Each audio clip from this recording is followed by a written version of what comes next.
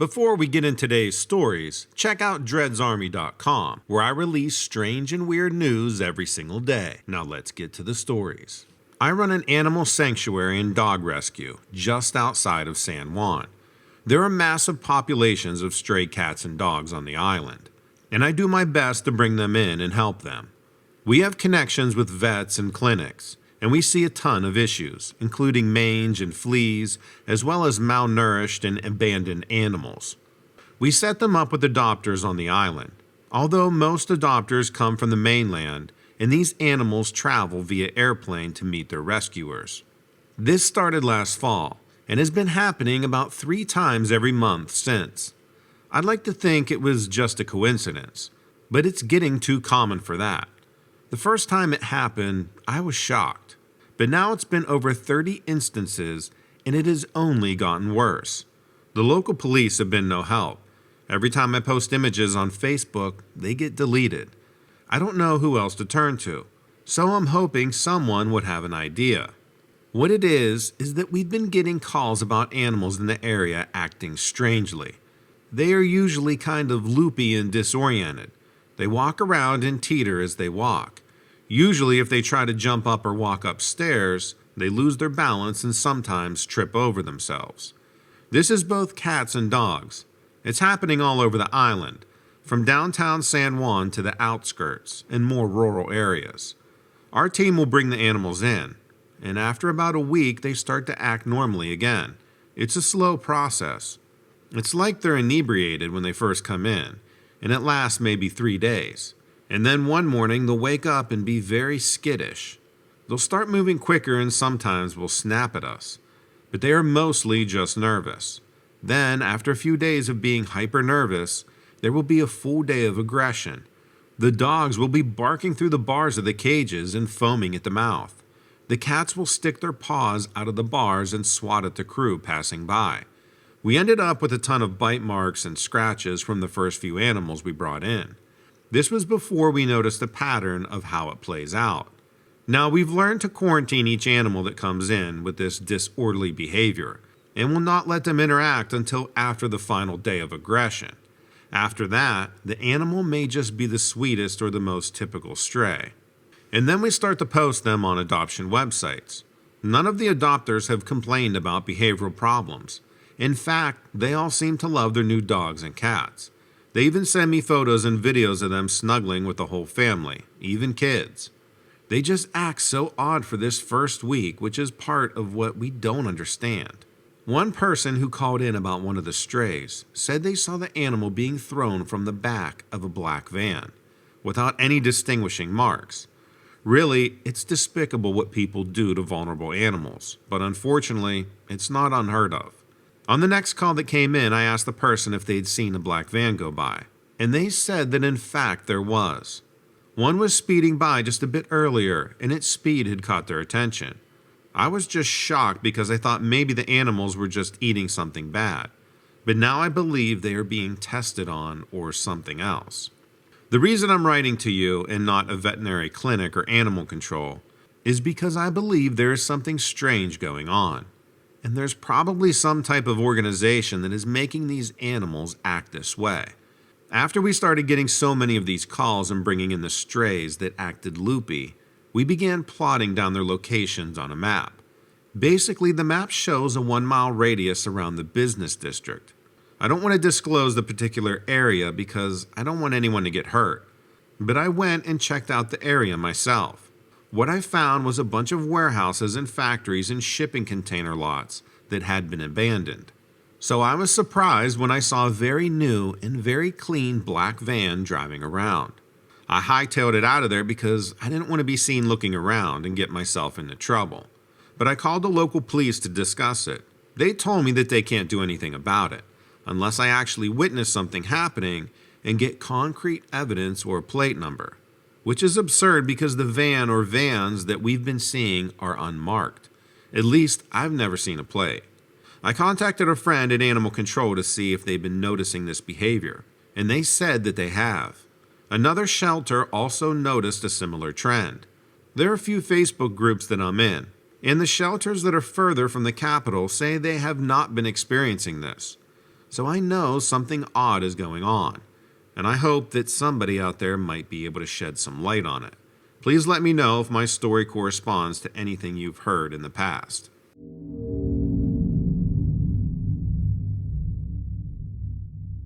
I'm a big fan of the supernatural podcasts and ghost stories. I've always been. My wife is really into the murder podcasts, so we are a morbid household. I like the idea that there are things in this world that we can't explain. I think humans need to be humbled sometimes because we like to pretend that we know everything, which is why it's so weird that for years I forgot about a string of odd encounters I had as a child. It's funny the way our brains are wired. I hadn't thought about any of these encounters until I had a conversation with my brother recently. They weren't terrifying memories or anything like that, so I don't know why my brain pushed them to the back of my mind. Maybe I used to talk about my experiences more, but people always gave me funny looks, so I stopped. The first time I saw the little girl, I was somewhere between 7 and 9 years old. I can't remember exactly how old I was, but everything else about the occurrence is crystal clear. I was sleeping in my room when I woke up to a hand shaking my shoulder. A little girl around my age with light brown hair was standing next to my bed telling me to wake up. She was wearing a strange-looking sleeping gown. It was red with lace and puffy parts sewn in. She ran out of the room laughing. I was groggy from sleeping and I assumed she was my older sister being a brat and waking me up early on the weekend. I stomped out of the room after her, but the hallway was empty. I went downstairs into the kitchen. My mom and sister were both there at the counter, cooking pancakes on the griddle. "Mom, Katie woke me up," I said. Katie's my sister. They both just looked at me in confusion. I then realized my sister was wearing a white t-shirt and not a nightgown. When did you change? Neither of them knew what was going on, and that made me even more irritated. My mom had to calm me down, and I explained what happened with the little girl in the red nightgown who woke me up. She told me it was just a dream. At the time, I thought she was right. A few months later, I saw her again. I think it was late summer or early fall, around Labor Day, because me and my family were headed to my uncle's house for a family cookout. We were all in the car ready to go, but my mom forgot to grab her purse. I was in the seat closest to the door, so she made me get out of the car to go get it. Of course, I made a big fuss about it because it was a pain in the butt as a child. Her purse was upstairs in my parents' bedroom, so I went into the house to go grab it. I specifically remember running up the stairs on all fours like an animal, because I was a kid, and kids are weird like that.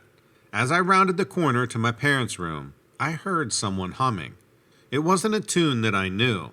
It just sounded like mindless humming of a playing child. I was a little scared, but I poked my head around the doorframe to peek inside the room. The little girl was sitting on the floor with her back to me, rolling a small wooden ball back and forth between her hands. There was no mistaking her for my sister this time. I stood as still as possible. I was afraid she would notice me. I saw my mom's purse on the dresser behind the little girl. I thought about making a dash for it, but she snapped her head in my direction and started to giggle. A giggling little girl in a nightgown should not be scary, but she didn't belong there, so I ran back to the car. I told my mom I couldn't find her purse. She scoffed and went to get it herself. I got an earful when she came back and told me that it was right where she said it was. I think she could tell I was shaken up by something, so she stopped lecturing me when she saw that my mind was a million miles away. I haven't thought about either of those strange occurrences, or hauntings, if you want to call them that, for years, but 2 months ago, I was talking to my brother over a few drinks, and he told me something that brought those memories crashing back. When he was younger, he would refuse to go upstairs by himself. We used to tease him about it, and chalked it up to him being a scared little kid. We were rehashing old stories about him refusing to go upstairs as a child, when he told me that he didn't like going upstairs back then because he would always hear a little girl giggling and sounds of small feet scampering around. He said his toys were always rearranged when he left them out in his room, like someone else had come in and played with them. Hearing this made my spine crawl. I felt some conflicting emotions. On one hand, I was a little upset to be reminded of the creepy occurrences from my childhood, But it also made me feel validated because what I saw was not just a figment of my own imagination. Normally, I would have kept this story to myself and a few close friends. But after talking to my brother and comparing our experiences, he convinced me to reach out to you. Maybe we are both just a little bit crazy. Or maybe there's some things that are out there that we just don't understand. I don't know why there would be any kind of spirit in my parents' house. It was built by them, so no one else has ever lived in it. I know it all used to be farmland before it became a suburban development. My only guess is that she is somehow tied to the land. To be honest, I'd rather not dig any deeper into it.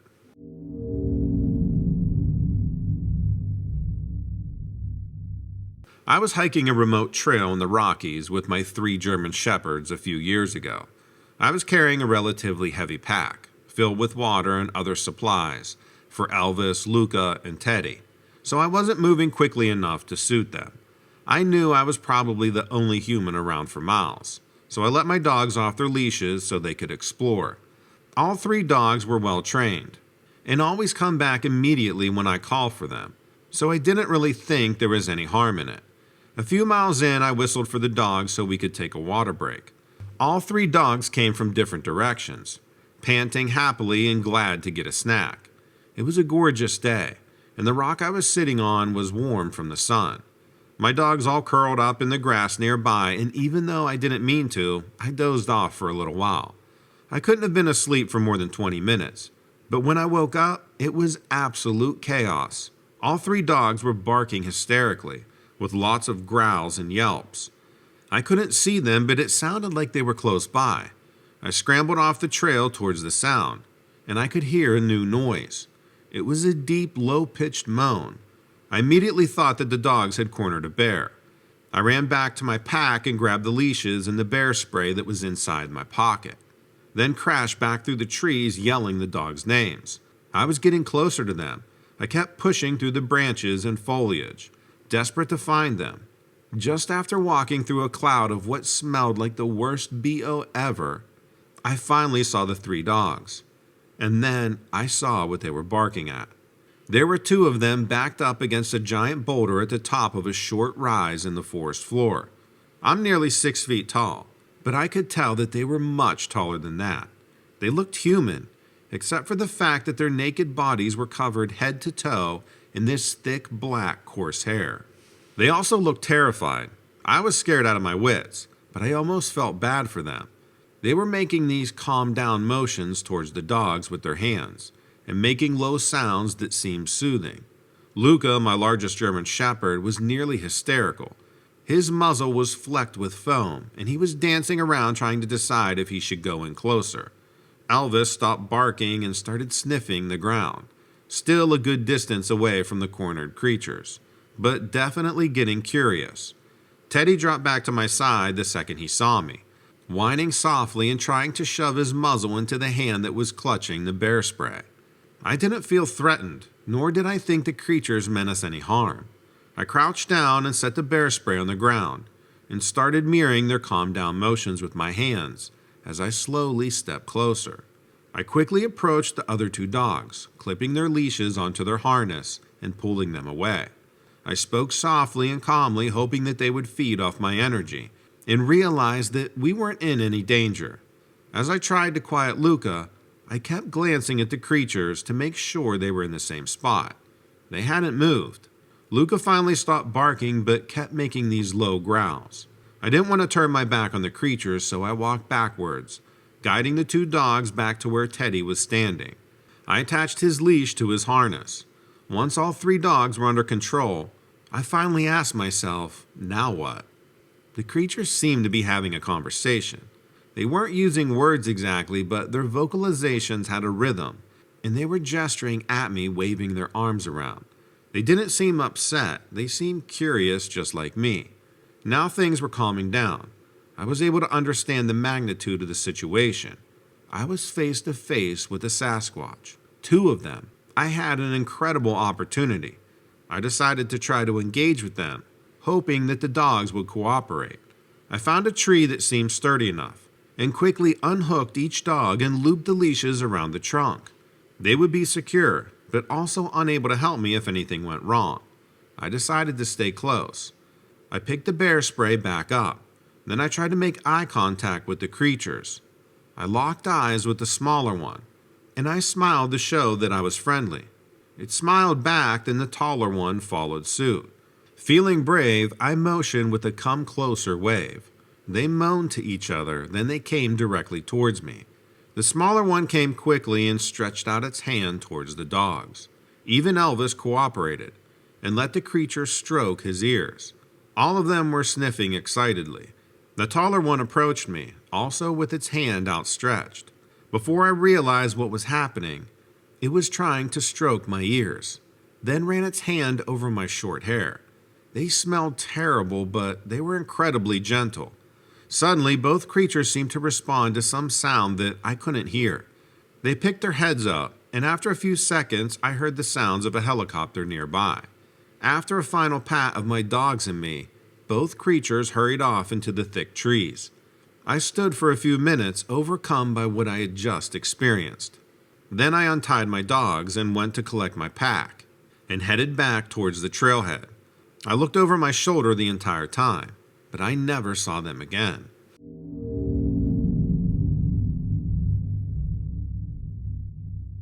I never believed in aliens until two of them were standing in my bedroom. I woke up in the middle of the night. I reached for my water bottle and sat up to take a sip. There were two humanoid figures standing at the end of my bed. I'm not sure why, but I wasn't scared. I was immediately filled with an incredible calm that spread throughout my entire body.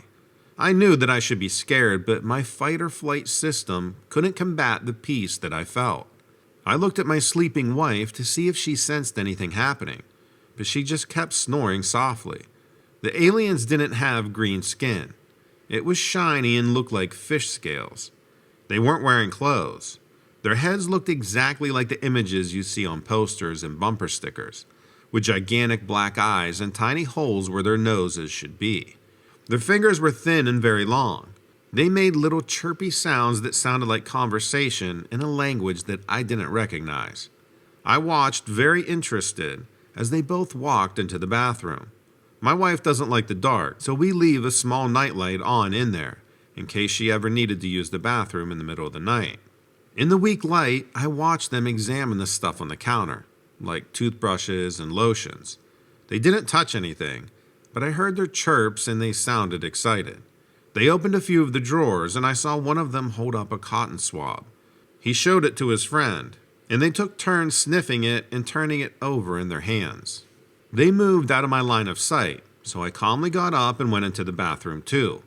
I found both of them standing near the toilet. They were touching it, and one of them pushed the lever and flushed the toilet. They both jumped back. Then they moved towards the bathtub, and to my surprise, both of them climbed in.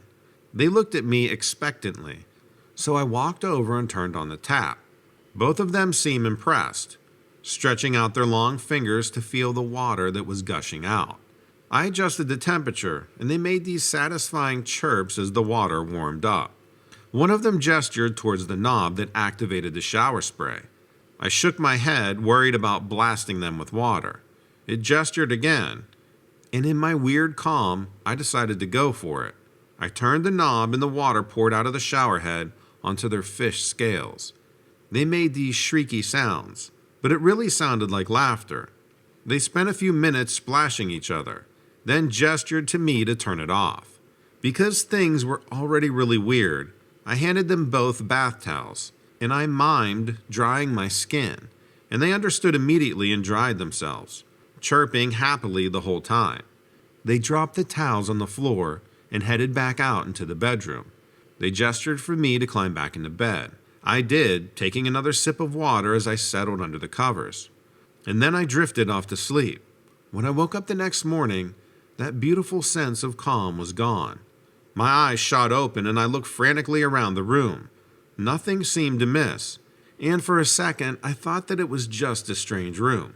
Just then my wife came out of the bathroom and she asked me why there were two wet towels on the floor. I told her what I had experienced that night, but she didn't believe me. She said it was just a dream. I don't know, it seemed so real.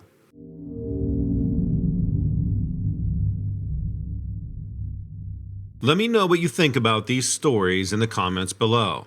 Also, make sure to check out dreadsarmy.com, where you'll find all of my stories and multiple strange and weird news posted every single day. If you want to be part of the discussion, check out the forums on Dread's Army. We also have a Facebook group so you don't miss out on any updates. Thanks and take care.